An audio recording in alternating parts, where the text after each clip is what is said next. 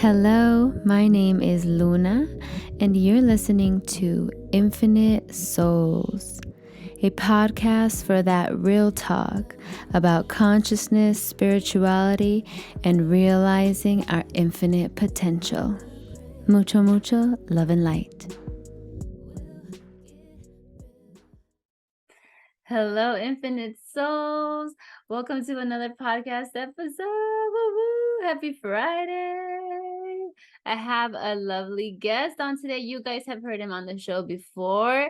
None other than the one and only Sifu Boggie. Woo. Hello. How you doing, Sifu? I am good. I am very good.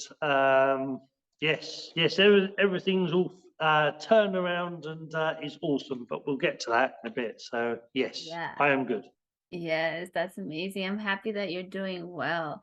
How have you been feeling? I know there's gonna be a new moon coming up and it's in Libra. So there's changes happening like in relationships and stuff like that, like when we're recording this podcast. And I know that you have been going through some changes. I feel like a lot of us are adapting new changes since there was a lot of awakenings and those relationships intertwine with others and all that. So there's a lot of changes in relationships, I think, going on, and also in personal lives. But I want to hear about the changes that you've been going through. I know that there's new things happening. Sifu, fill us in. Yeah. For me, I've always found I think there's certain people in this world that certain things happen to them, and it's sort of like they're the beginning, they're the forerunners. I think I've always, when people talked about the 144, I've always said, for me, there's 144 wave. So the 144,000, whatever it is, it's a wave of people. Then the next wave, the next wave, and you get people who go a bit ahead of time, and well, actually, I'll jump back a little bit. Back in the 90s, I was in sort of in close protection, but my teachers were sort of, in a way, were sort of like the Taoist version of Harry Potter. They were very much in the real world in one way, but in like the FT 500 and 100 index businesses, they don't tell you this publicly, but they believe in ESP, they believe in psychic abilities, they use magic all the time, they use curses and blessings on each other all the time. There's literally banks that are sending negative energy to one and attacking the other, sending it, and they do it all the time. It's a normal thing. And my teachers would actually train up different people in my past. That was very much in my past. And what happened? This was over like 20 years ago now. I fell in love, and I had a crossroads. Was, do I go one way or the other? Do I carry on in the Harry Potter Jedi Taoist world, or do I go back to being normal? Sort of trying to go back to sleep. And I chose to try and go back to sleep. I tried to be a dad. I tried to be house husband, and it didn't work out very well. But I got a beautiful daughter because of it. My beautiful Ketra. But I tried to live that normal life, and there's this thing you sort of see, like you take the red pill, you wake up, you can never go back, because it does.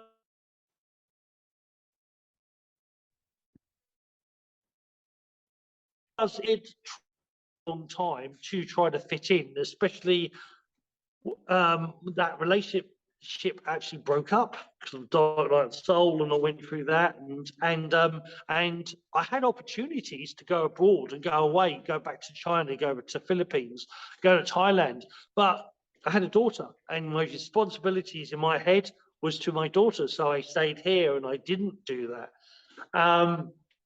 And because of that, because of certain things, it's interesting how the universe plots a path for you. There's that question of, do you believe in fate, or do you believe in free will, or do you believe in fate, destiny?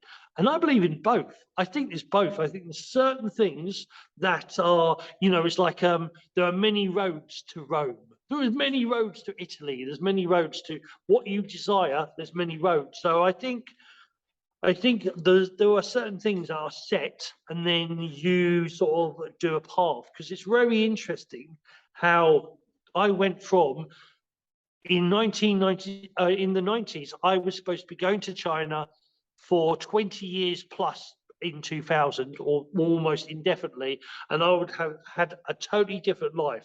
And I didn't do that, and instead I chose try to go back into the real world, or try to do a 9 to 5 job and try to do that. And it flipped, and he didn't let me do that, but he sort of didn't let me do the other as well.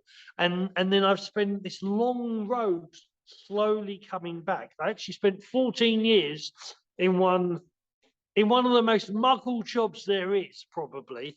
I actually and I've kept it quiet for a long, long time, because they don't actually like you promoting other stuff when you're in that job. But I was in the police.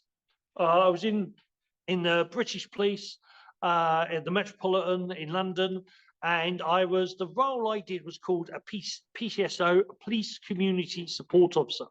And people get often confused about that role, which is probably why I picked it. It's the most awkward role, because it's they call us staff, but we are working for the police, with the police. We technically have the right to arrest, and you actually in certain situations, and you actually are there to do crime prevention. So we do a lot of crime prevention sort of talks. We did a lot of stuff for the elderly, in residential homes, or the elderly, trying to keep them safe. We did a lot of stuff. My ward, the area is called a ward, have different wards, and my ward had a big lake and a big park called the Lido, and it was actually, like in the UK, it's actually promoted as the secret beach. But it's not that secret. 5,000 people turn up every time it's sunny, so it's not that blooming secret. But so I've got a Not tourist secret attraction on the anymore. beach. Yeah, exactly. So I had missing kids a lot. You had to watch out for certain undesirables that watch kids. Let's just leave it at that. And so looking at that, we did a crime prevention. So when houses got burgled, that was my role. Had to go to the house and give them crime prevention information, and you'd get people that want you to come to the house and actually check, like their house isn't going to get burgled. So the role is very different to what people think it is. And they was, oh, you got no powers, and da, da, da, or they think we're volunteers, and it's like, no, we do get paid. It's actually a lot more to it than you think. But compared to what I used to do, it was a lot different. Like people would sort of say, oh, you do this job for power. It's like, I used to look after princes of Saudi Arabia. I used to look after people who, the poor ones, only had 60 million. I don't do this job for power. It was a totally different role to what I did as close protection, but it did look after people, and it did give me opportunities to sort of do a little bit of sly Taoist ninja magic, which I think we'll talk to about it in a minute, because it's that thing of you're working with people, and the people at work, they used to call me Kung Fu Panda, because I did martial arts, and I love food, and I'm slightly crazy, nearly as crazy as Jack Black. So, and I quite like that name. Kung Fu Panda is probably one of the best insults I've been ever given. So, but that was my name, and I was known. I liked cycling a lot, and you got paid. I got paid to cycle, so I patrolled round about. Well, it was about a 20-mile area that I cycled around, less than 20 miles, but I did about 20 miles a day cycling around, patrolling the area. I was very well known for being the guy on the bike, and yeah, it was an interesting job that I could still be outside and connected to nature, and also be down with the muggles as well. So Definitely. Oh my God. So from my understanding, it's kind of like it's police, but like private police, like, right? Like Yeah, something. it's sort of it was actually, it's in the police force itself. It's called they technically, it's one of these roles where when it suits them, you're staff, and when it suits them, you're an officer. So if something happens, you're an officer and you have to deal with that situation. There was a thing in the, because I've been in it for the last 14 years, when we had the riots back, what, 8 years ago in the UK, they definitely wanted us as being more officers, and we had to deal with the situation. Um, you're working with police officers, so like if a police officer's getting beaten up, they want you to join. They want you to help. They want you to stop it. Or if somebody's getting attacked, somebody else is getting attacked, they want you to stop it. And I've been threatened. I mean, I have anyway in the old stuff I used to do, but as a PCSO in that role, I got threatened by a few knives. A few people tried to threaten me. Been in a few situations where it could have turned really ugly. There could have been a really fighting situation. I've had people really upset, distraught, or really angry, and I've had to bring them down, calm them down, and I'm doing a little bit of my magic stuff at the same time. Sort of bring them down. So yeah, it's not super quiet all the time, but it wasn't super busy all the time. I wasn't in the busiest area, but I definitely wasn't in the quietest. But like I said, I dealt with drunken people in a pub. I dealt with people upset who have had their lifetime possessions stolen. I've had distraught parents looking for their children. I've had missing children looking for their parents. I always say I like it when I have missing parents. The missing parents can be gone for days. I've got the most important person. I've got the child. But I've also dealt with I've dealt with runaway horses and a couple of runaway cows, because where we were is a little bit countryside as well. So it's been, it was a very interesting mix of different stuff. It wasn't all boring. It wasn't all one thing. There was lots of different things that happened, and it gave me the opportunities, like I said, sort of to do sort of a bit of the spiritual stuff, but not in a direct way, but do it in an indirect way. Yeah, yeah, you were still helping others, when someone has the desire to help others, or be a peacekeeper, or be a Jedi, it doesn't mean that you have to have a job that is, like very spiritual. You can be still working in the real world, quote unquote, real world, in the muggle world, and still be doing work more incognito, more like undercover, right? Mm. And my question for you is, how did you keep your sanity, or your balance, your peace, your inner peace, while having to deal with stressful situations um often? You know what I mean? That's a very interesting question, because very difficultly, it wasn't always easy, because I mean, I was always, it's an interest.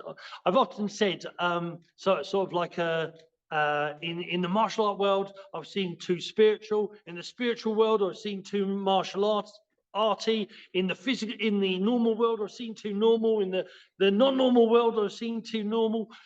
And it's always didn't quite, never quite fit in certain places. I mean, for me, there are certain things that always ground me and always root me, and one of them was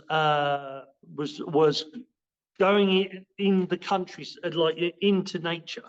So I was lucky that there was literally a wooded area. It was about 600 years old woods, if not older, called the Ricep Lido. And as it was part of my ward, I could cycle there every single day, and I would go down there for half an hour, and I would often like take my break and do a bit of qigong in the woods, go and sit, to go in the woods and or sit there, and you can sit, just sit there and watch the world go by, but technically meditate. And then off duty, I would actually go to the coast. I'd go down the coast because the sea has always been the thing that supercharges me the most. Apart from ice skating, which is another one of my passions, but it was knowing what fulfills me and getting that as much as possible. Because actually, at the time where I was living, wasn't a very nice place. There was a park nearby, but somebody died in that park once a year. There was a couple of drug dealers that sort of lived nearby. There was a lot of noise all the time, and there's the energy there was quite aggressive with people. So I would go to work to escape in one way, where it was actually a nicer area that I worked than where I lived. And then eventually, only like a year and a half ago, I actually got the opportunity, because of certain things happened, I actually got the opportunity to literally move to the coast. So I went to the coast and traveled 2 hours to get to work and 2 hours to get back. And I did that for about the first 6 months.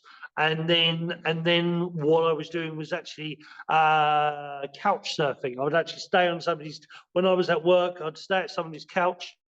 And I would do that for the 4 days that I worked, and I got 3 days off. So the 4 days I worked, I'd be sleeping on somebody's couch, and then I would then go back to Worthing and where I lived for the other 3 days. So it was almost the last year and a half that I was there. It was very nomadic, and for a lot of people, that was like, oh, that's terrible. Like 4 hours, traveling on the train, that's horrible. And it's like, no, it's freaking lovely. It's all because I finish work in 2.5 hours. I get to sit on the beach, hear the sand, hear, the sea. Even if it's raining, there's, an alcove, I could sit under there and I was in heaven.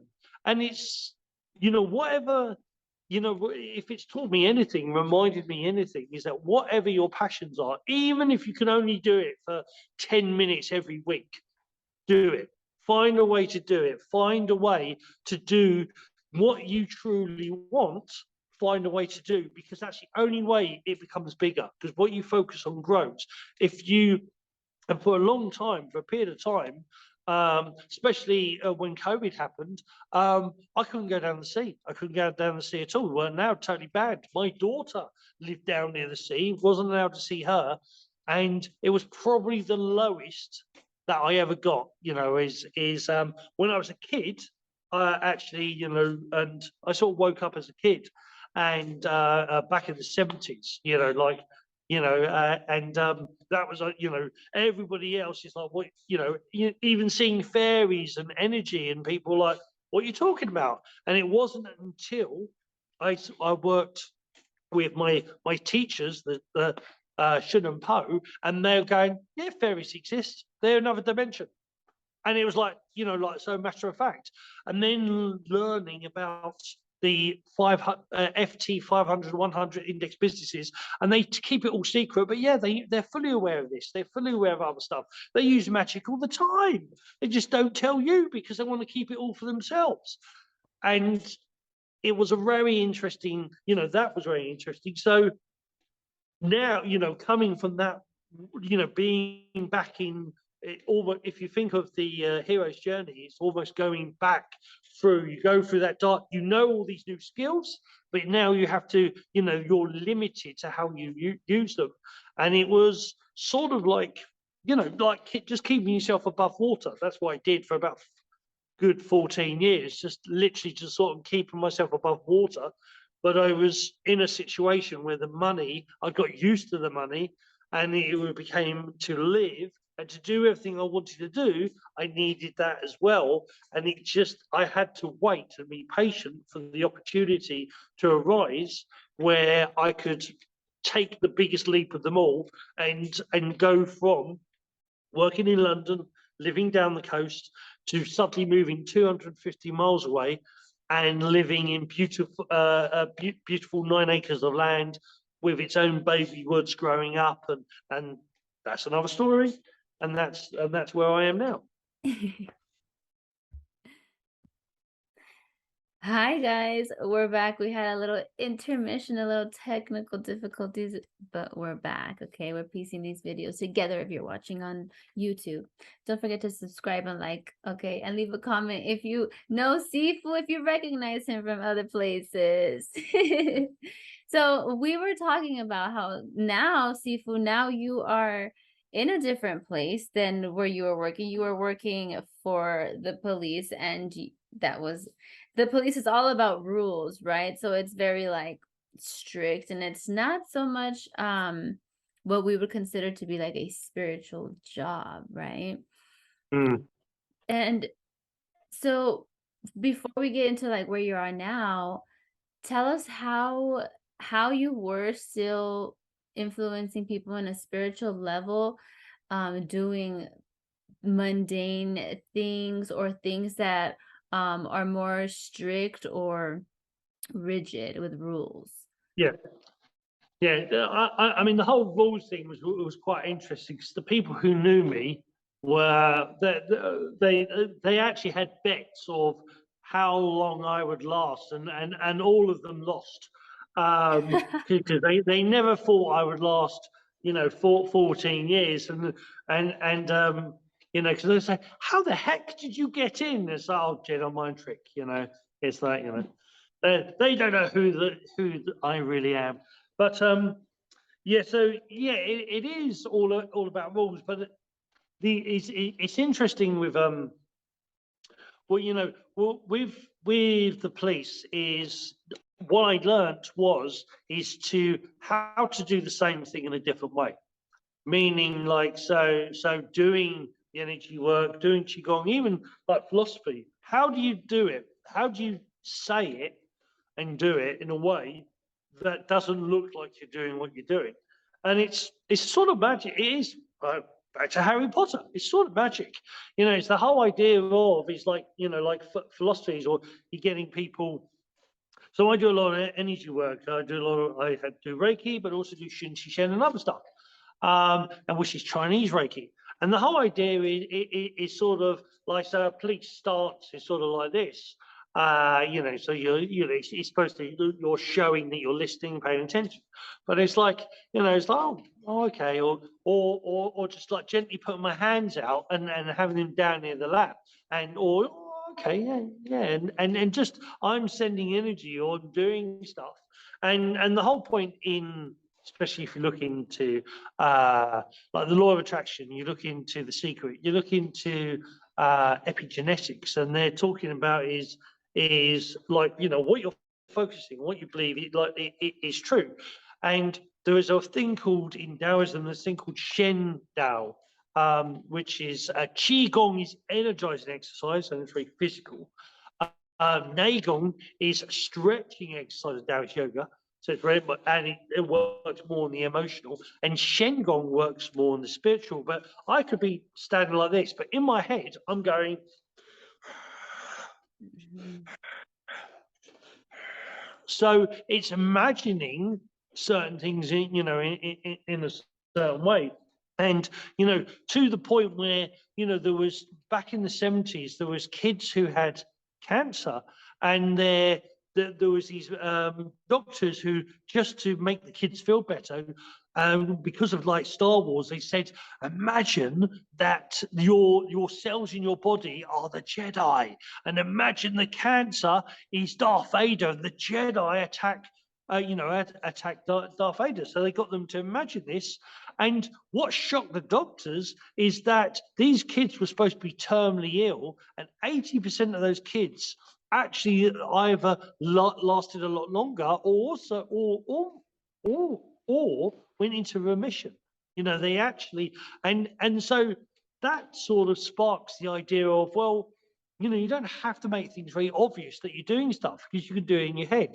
That's the whole point. And my Sifus were very good at, like changing the energy in a room literally by focusing on in your head. You're doing this, you're working things in your head, and so that's the things that you can change things, and you don't necessarily have to change things outwardly. It can be very mental and inwardly. But it's also of it just doing it very subtly.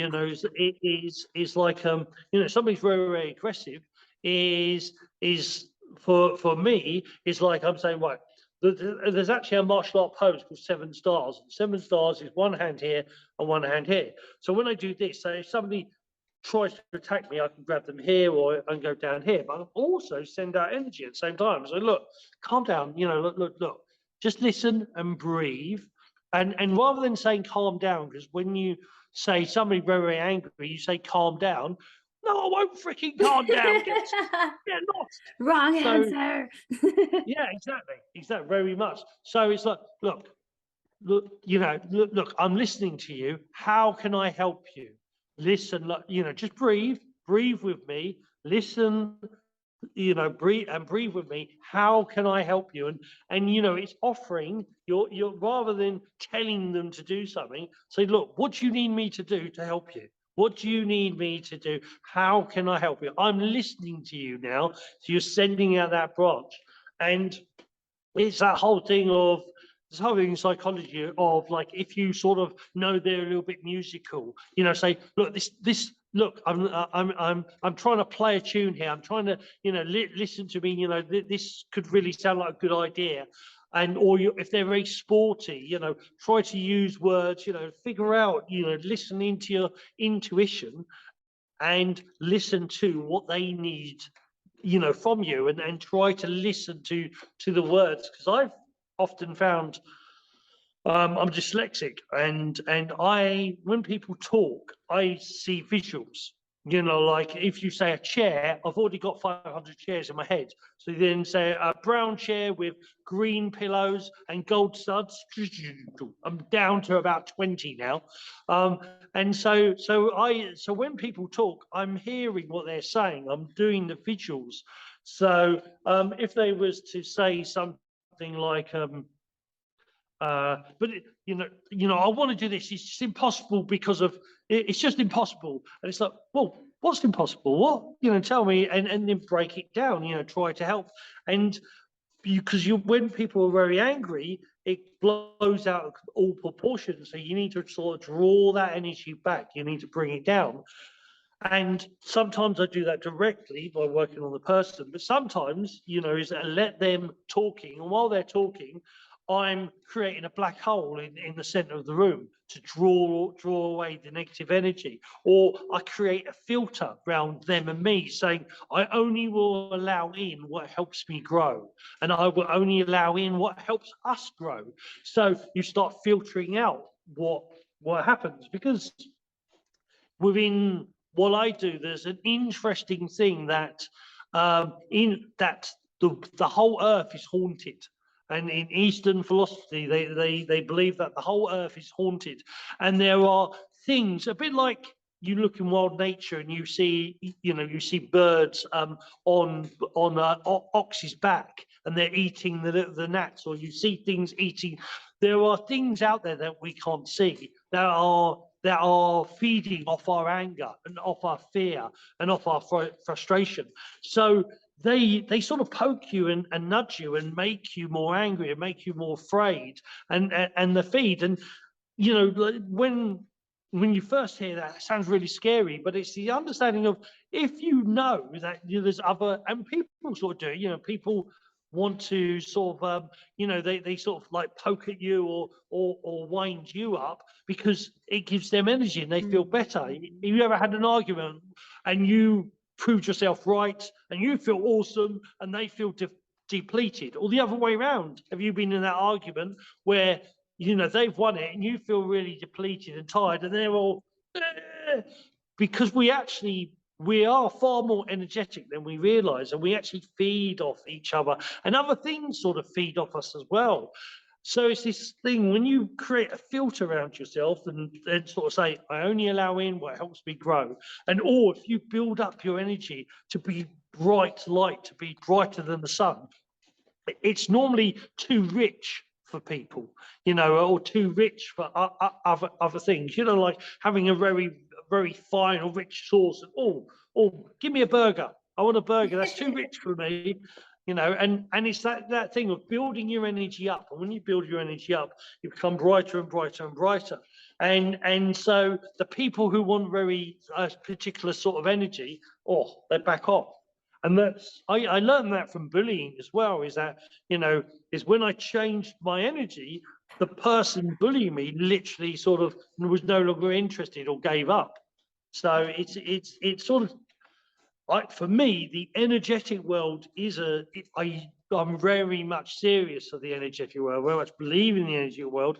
And I've seen things change by me changing the energy, whether it's in my head, you know, physically I could just be sitting here, but in my head, I'm doing all of this.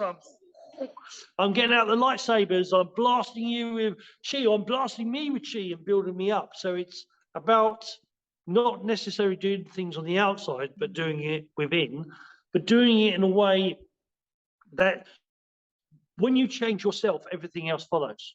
Because you're a domino.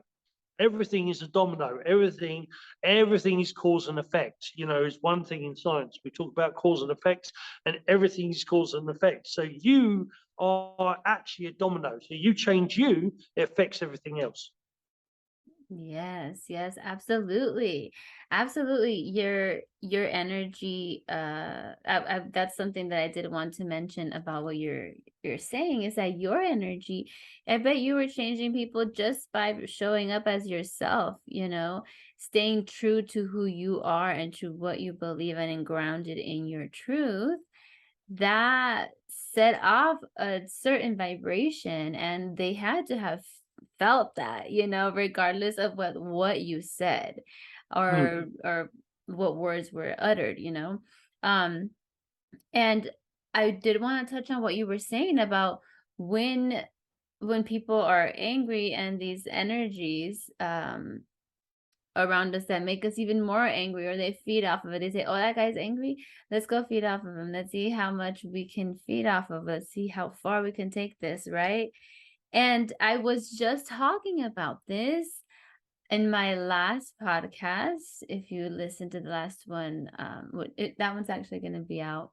It's not out yet, but that one, I was talking about victim mentality, people with victim mentality. And those people, a lot of the time, people that have that kind of mental state, at a certain point in their life or whatever, they tend to feed off of others negativity as well, and then they can be energy vampires and not even realize it, but that is coming from a lack within that they didn't even realize that they have, you know. It could be subconscious. So I know that you did work with people who wanted to protect their homes from burglary. Did you encounter a lot of victim mentality in those ways, like, or fear that something's going to happen to them? Yeah, 100%. I mean, that role, you know, you know, people will say about like police officers, oh, you know, they have an attitude and whatnot, and they do, but they do for a reason. You have to sort of see it, you know, the being showing the empathy and realize that police officers will see you at your worst moment. They'll see you at your most terrified moment. You know, they deal with people that just come out of car accidents. Deal with people just being robbed, just being stabbed, just being threatened, just being burgled. You know, they see people at the worst, or you know, thing.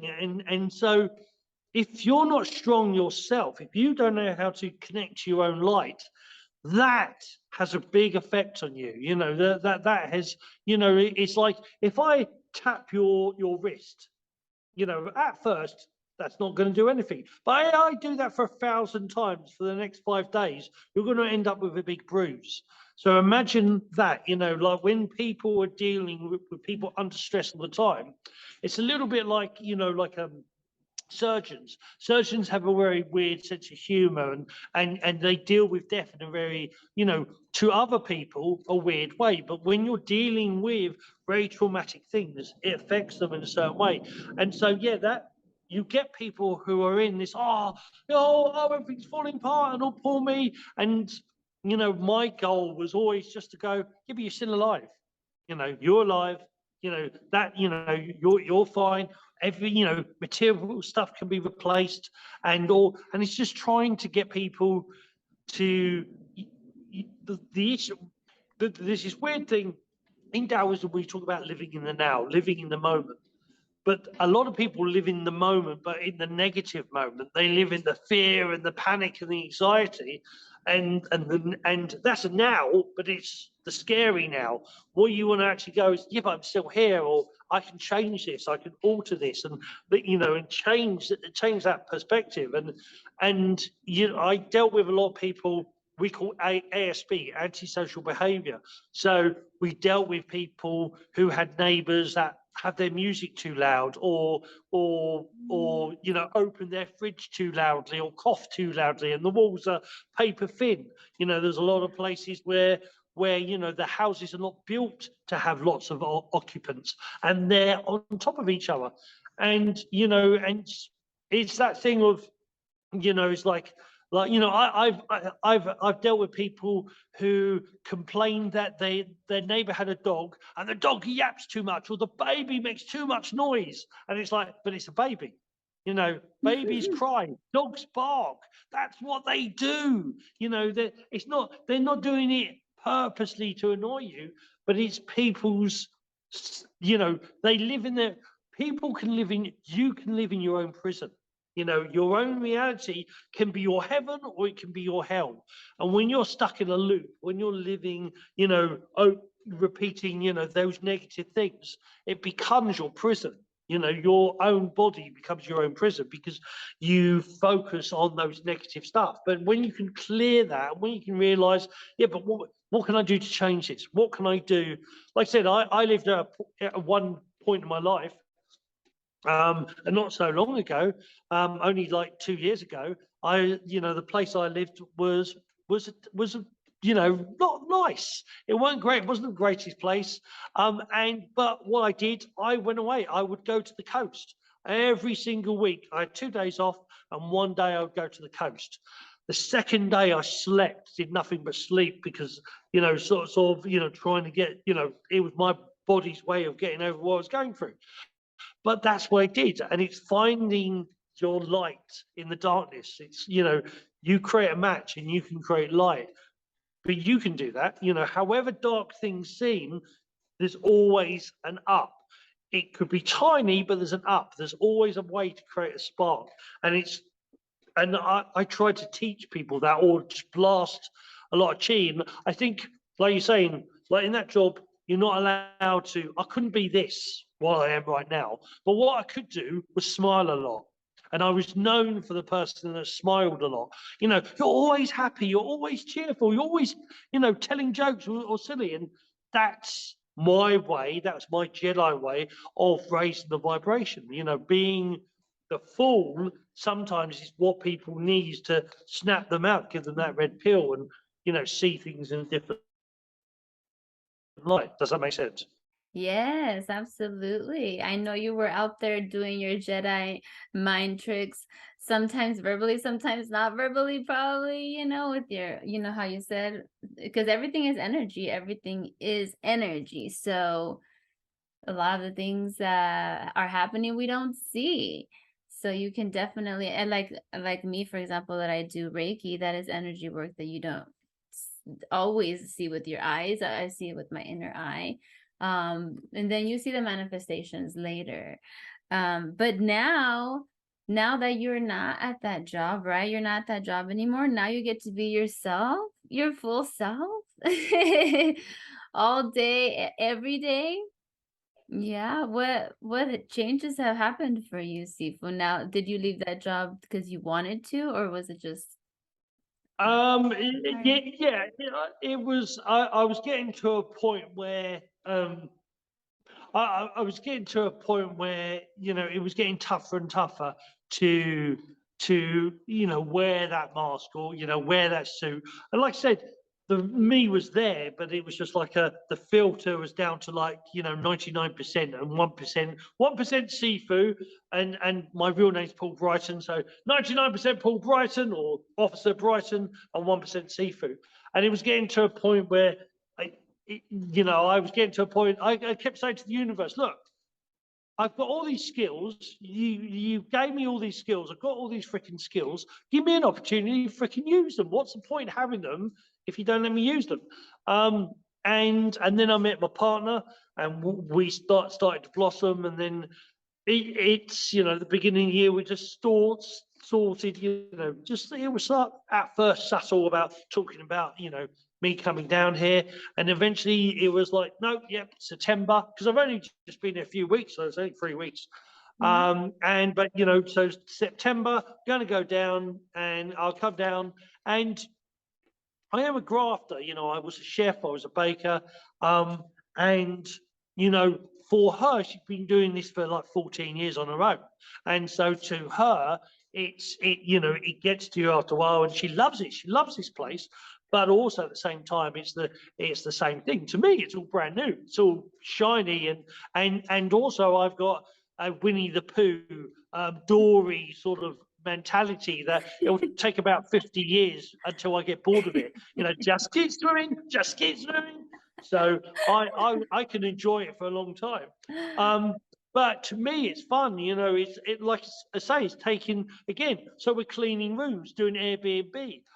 When I clean a room, the Shaolin monks, when they would sweep the floor, they would imagine sweeping away the negative energy. You know, when they gardening, they would imagine, you know, planting new seeds, activating new life. So I have a saying, I've got a Qigong for that.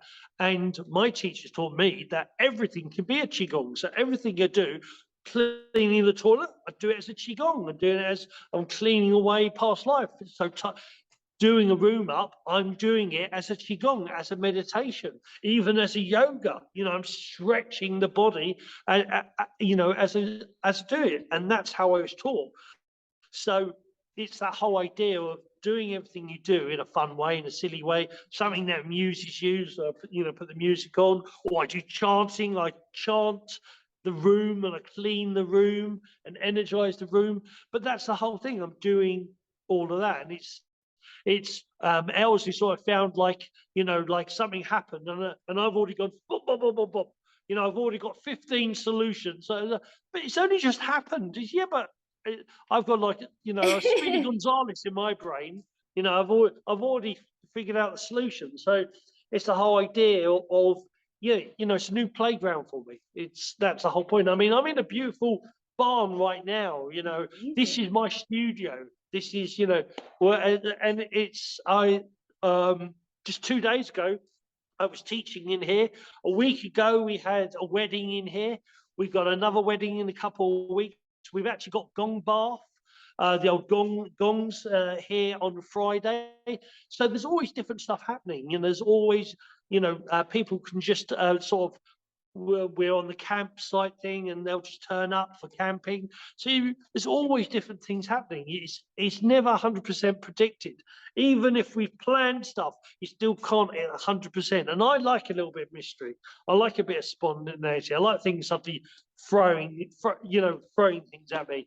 I'm sort of known as a teacher that I treat you like a wall, and I throw 50 things at you and see what sticks. So I give you a couple of different exercises. Which one do you prefer? Oh, I like this one. Oh, okay. So we'll then go down that route.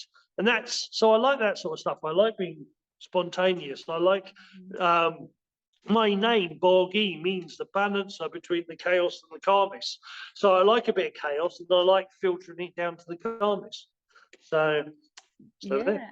That sounds so freaking awesome. I'm so excited for you that you showed me the property before we were on the Zoom call, and it looks beautiful and amazing in nature. You get to be out connecting with nature and doing your qigong while you're cleaning a window, because everything can be a meditation. Okay.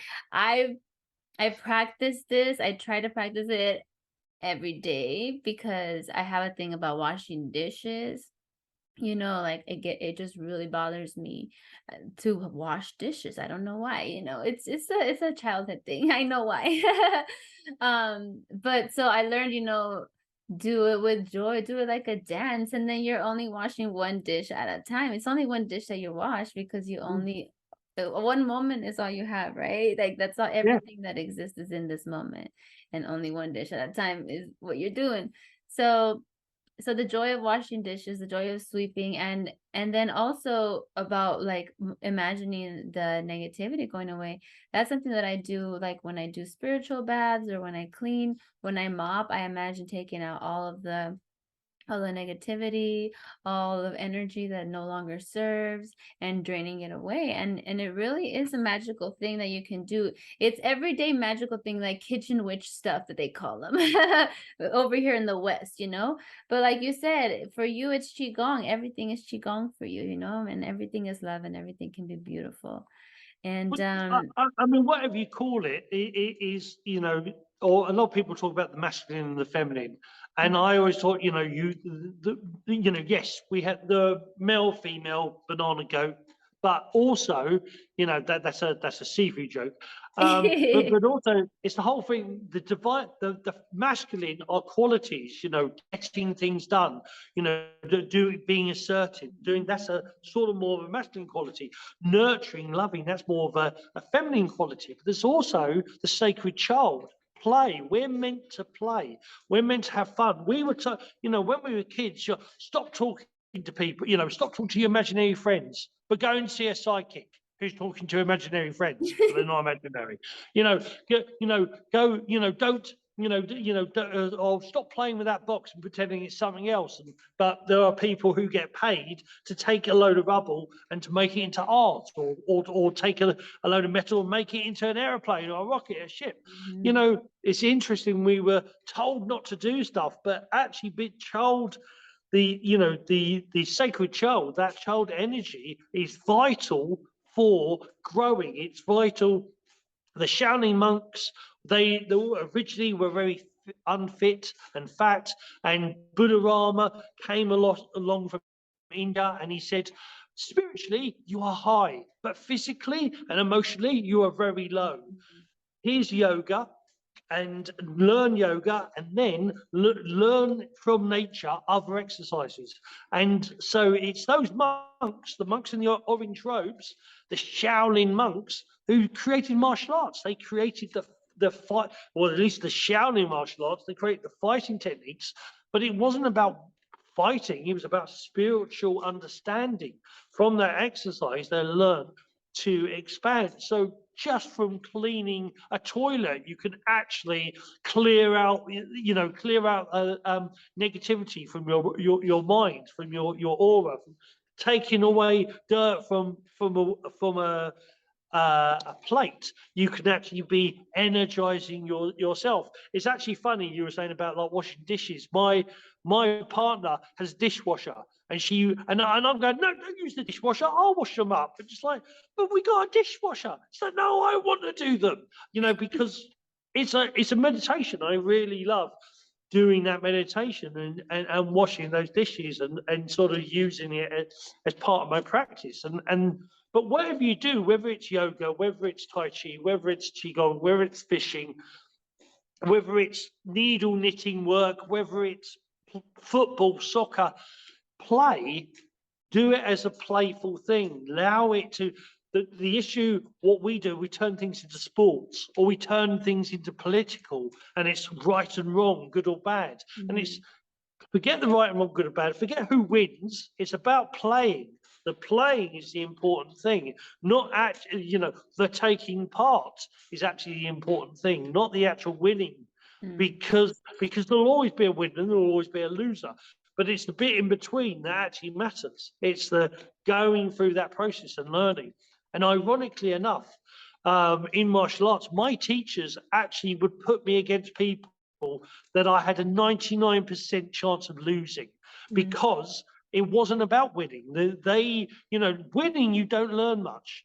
It's mhm, losing that you learn. How do I do things differently? And that's the thing, it's like, you know, well, the musician here, the songwriter, the process of learning the song is probably the best bit for you. Once the song's created, you're ready to move on to the next one. And everybody's, oh wow, this is an amazing song. It's like, yeah, but I've done that already. I've created it. It's already, you're already, so it's that interesting thing is the process is actually the enjoyable thing rather than the end result. And it's a bit like that even for a chef. It's actually cooking, making, you're only as good as your last dish because you're always making a new one. It's always on about the prep to the next dish. Hey, what do I know? Yes. Yes, absolutely. Absolutely. I love everything you just said. Let that be a reminder to everyone listening to play more with life, make a play out of life, out of everything, and watch how much happier you are and how many more beautiful things you start to notice in your life. you know Instead of making everything a competition, and not, it isn't a competition. We're all in this together. We're all trying to figure it out together. just just exist, just be, okay, and be happy. Be happy with what you have at the moment. Sometimes we want to think of what we could have or what we lost, quote unquote lost, what we think we lost, but we forget to stop and smell the roses. So play a little bit with life today. If you're listening out there, I hope this message touched those beautiful ears and that beautiful heart of yours. Sifu, thank you for being on today. I really, really enjoyed this conversation. I hope to have you on soon again. We might have to do a part 2 because there are a couple of things that there's another topic that I want to get into, but maybe we'll do that for the next podcast. Okay. So for anybody listening, if you guys want to hear a part 2, leave a comment in the comment box on YouTube, because this is where I'll be posting it. I usually have like previews on Instagram, but Sifu, what is your social media? Where can people find you and get to know you better? Well, basically, SIFU, Sifu, Boggie, Boggie. You can find that on Facebook. You can find that on Instagram. You can find that on YouTube. And yeah, those definitely. I'm actually on LinkedIn, but under slightly different Paul Boggie Brighton. But yeah, you can find me there. There's loads of videos. I've done loads of like classes. I'm always doing a couple of free classes right at the moment. For the UK, because it's too early in the morning for you guys, but 9 a.m. UK, Monday to Friday on Facebook. If you look up Sifu Boggie, you'll find Chi Time Live, where we do a 20-minute class of Qigong, energizing exercise. But it's, as always, it's never just one thing with me. It's Qigong, there's a bit of acupressure in there, there's a bit of reflexology, there's a bit of my humor. And we actually have alpacas, because we have alpacas here, because they're asleep now, so I can't go and show you them. But we have alpacas here on the farm. So I've been doing Qigong with the alpacas. So that's my new thing right now. So yeah, that's pretty much where you can find me. Yeah, Paka Chong, you're doing qigong with the alpacas. I freaking love it. All right, guys, make sure that you follow Sifu. And if you are in the UK, or if you want to wake up extra early and catch that qigong with him, make sure that you join that, okay? I love you all. And until next time, as always, mucho love and light. Bye. Ciao.